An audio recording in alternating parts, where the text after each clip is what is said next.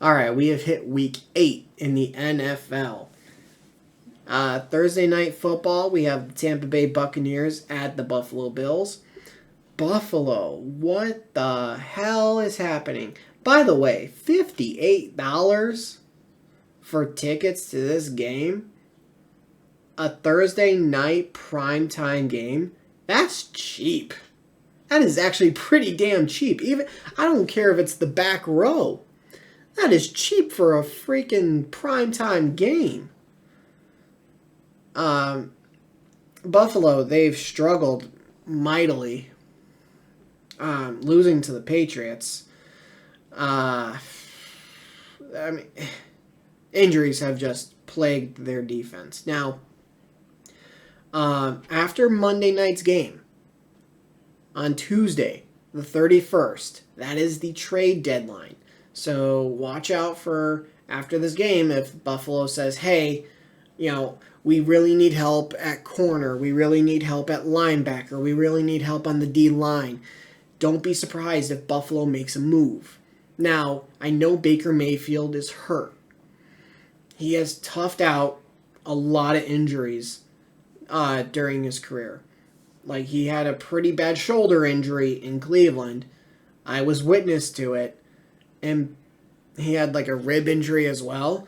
Like, there was one hit. I think it was Cam Hayward. When he sacked him, he hit him. And Baker was literally on the ground, basically in the field position, just curled up in pain. Like, he is a tough player.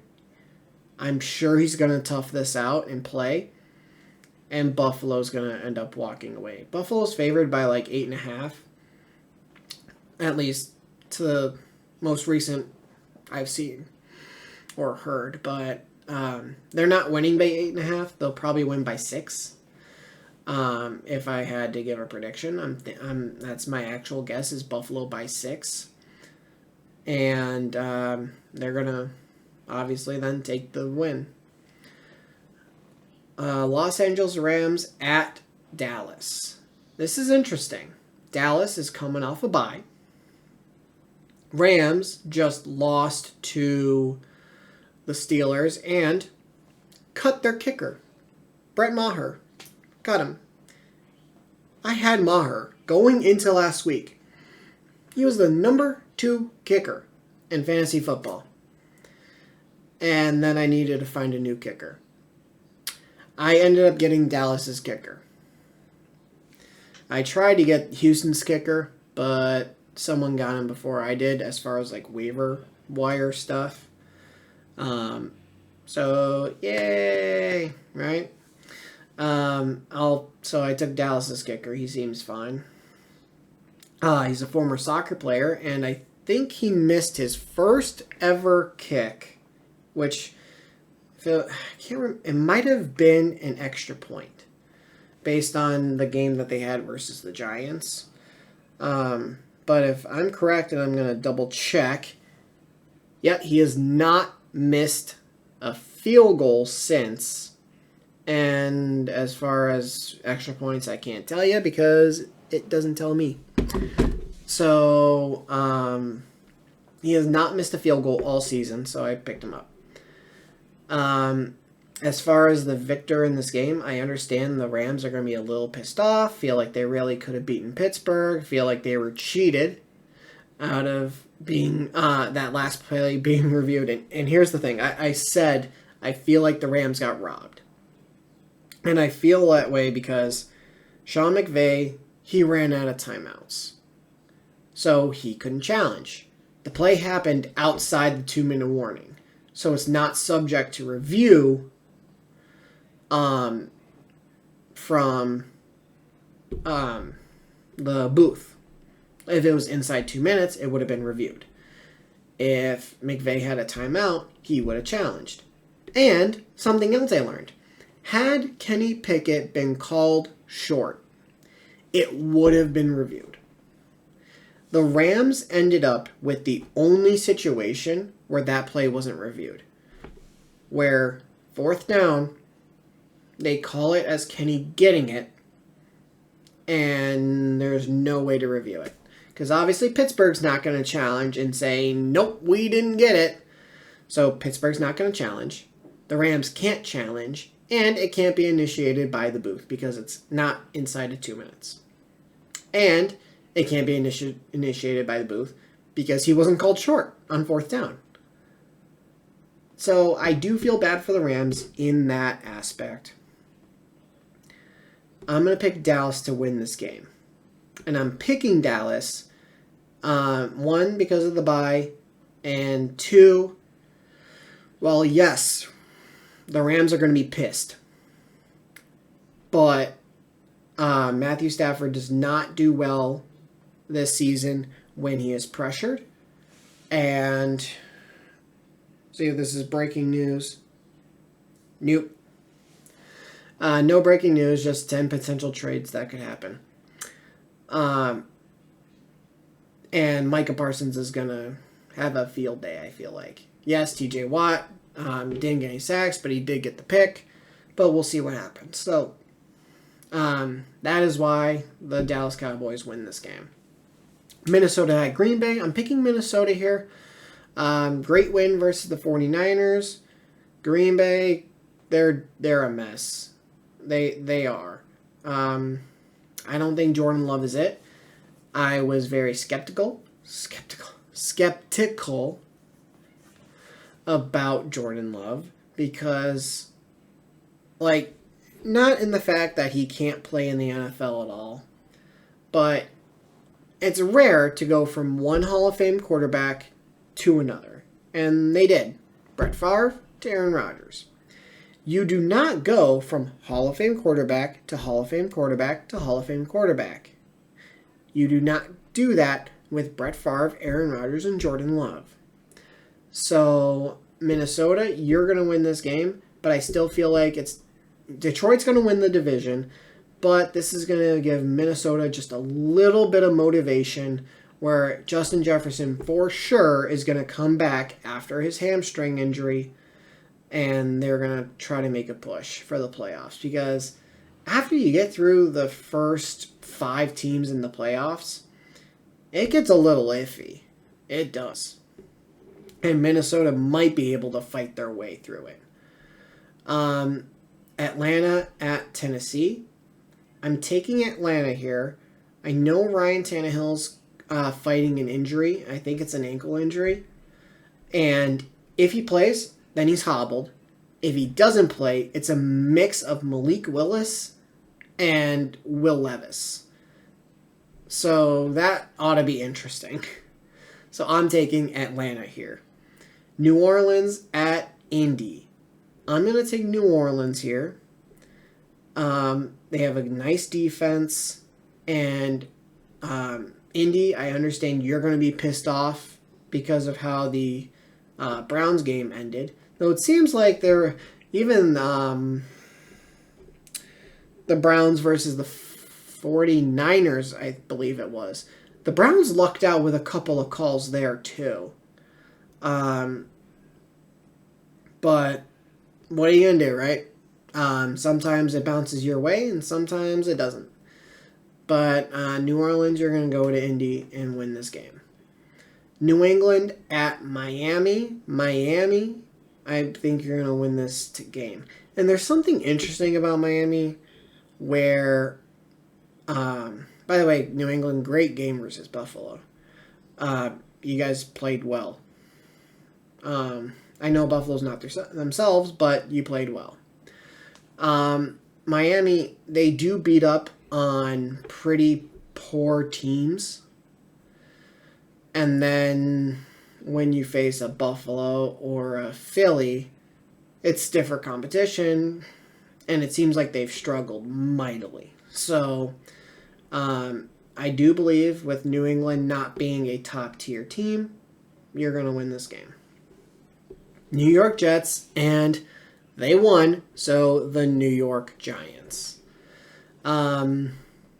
Neither team is really away. These are 2 home teams because you're both playing in your home stadium. Yeah, it's going to be painted blue for the Giants. The Jets are going to get to have their choice of the coin toss. I mean, this is going to happen when the Rams play the Chargers. Like, you're playing in the same stadium, but so it's not really an away game. So I am going to take the Giants here. This is a bit of a risk. I'm pretty sure the Jets are going to win, but something says Giants.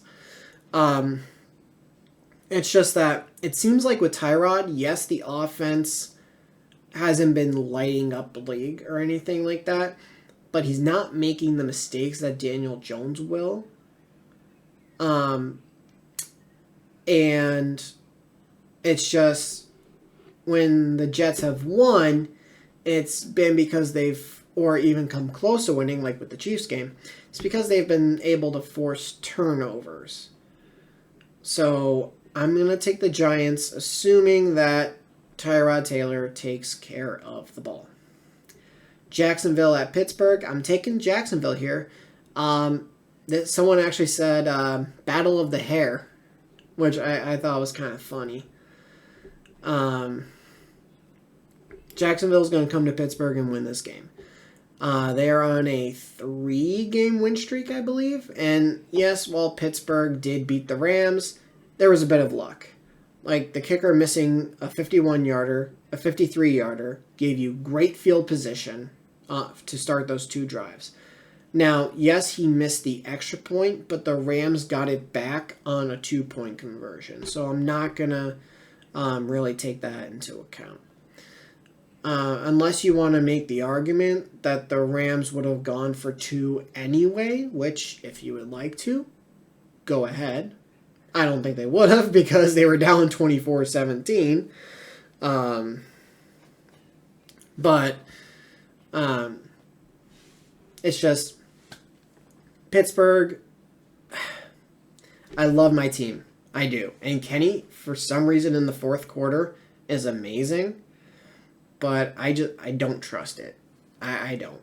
Because I feel like it's going to be right when I do start to trust it.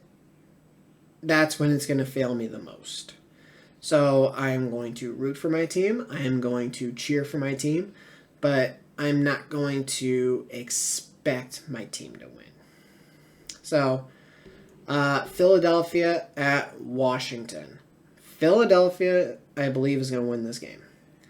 Now, they did have a close game with Washington earlier this season. Washington is the team that ended their undefeated season last year. So Washington plays them hard, but Philly's going to win. Then we have Houston at Carolina. The first overall pick, Bryce Young, versus the second overall pick, C.J. Stroud. And Houston's going to come away with this win. They're flat out a better team. And it is going to be interesting here to see what happens with Carolina if they have a winless season. Obviously, you just took Bryce Young. So you can end up getting a king's ransom, maybe more than what you gave up to get the first overall pick last year. Because, yeah, well, Bryce Young was a nice prospect. He was not Caleb Williams. So you could get a top flight wide receiver. If you decide to even draft, if you trade back 2-3 spots, you might still be able to get Marvin Harrison Jr.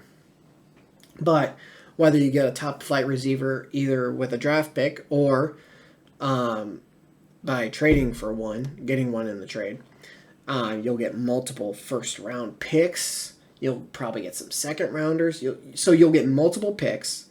You'll end up either drafting or getting, or maybe even both, top flight wide receivers. So who knows what's going to happen with Carolina. Next is Cleveland at Seattle. Cleveland, Deshaun Watson is out. So it will be P.J. Walker again. And I don't think P.J. Walker is going to be able to win this game. So I pick Seattle to win a low-scoring game. I do believe, what's the hell's his name? Jerome Ford. Jerome Ford, he will most likely miss the game. Right now, I know he's marked as doubtful.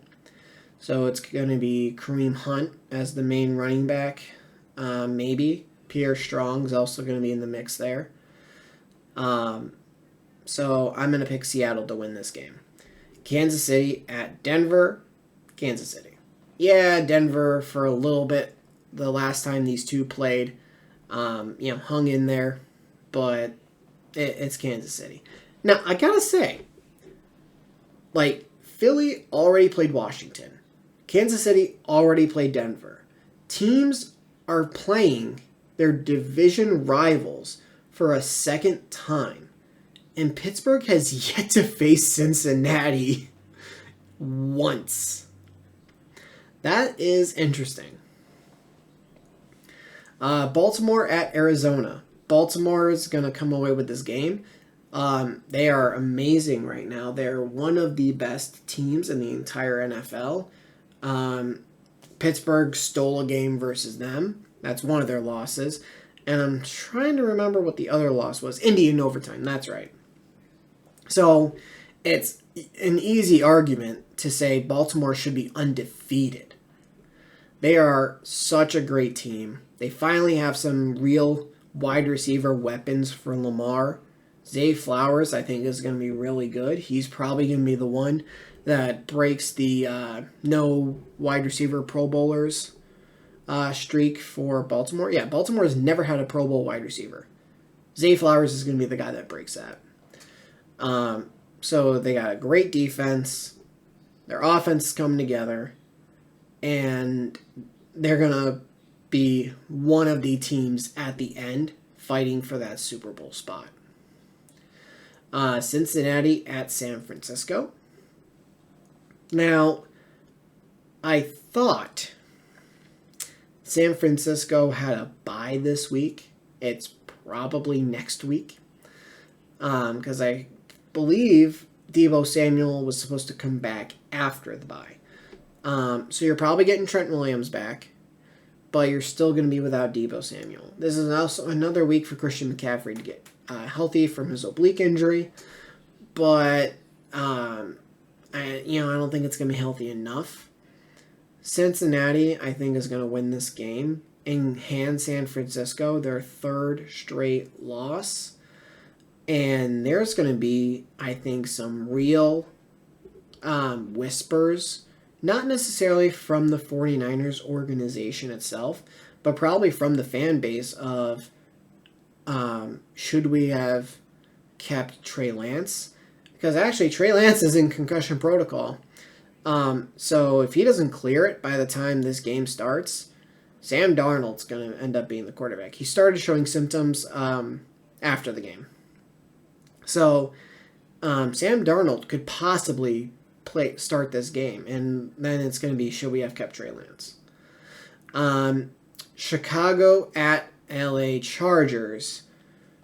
While, yes, the Chargers' defense is terrible, their pass defense is the worst in the NFL. Literally the worst in the NFL. Their average on, passing yards per game that they allow, if they continue this pace, they will be one of the, if not the worst pass defense in NFL history. They're bad. Really, really, really bad. And their draft this upcoming year needs to be safeties and corners early. But they are going to be able to beat the Chicago Bears. They will do that. So the Chargers walk away with the victory. All right, Las Vegas at Detroit. Here's the thing about good teams. When you get humiliated, and I mean humiliated, the next week, you have a bounce back week. So if Detroit is really a good team, if they are really one of the true contenders in the NFC, then they're going to blow out the Las Vegas Raiders. It doesn't matter if it's Jimmy G, Brian Hoyer or Aiden O'Connell. Doesn't matter. So, Detroit, I'm picking you to win this game. Kind of need you to win this game. I have your defense in fantasy football.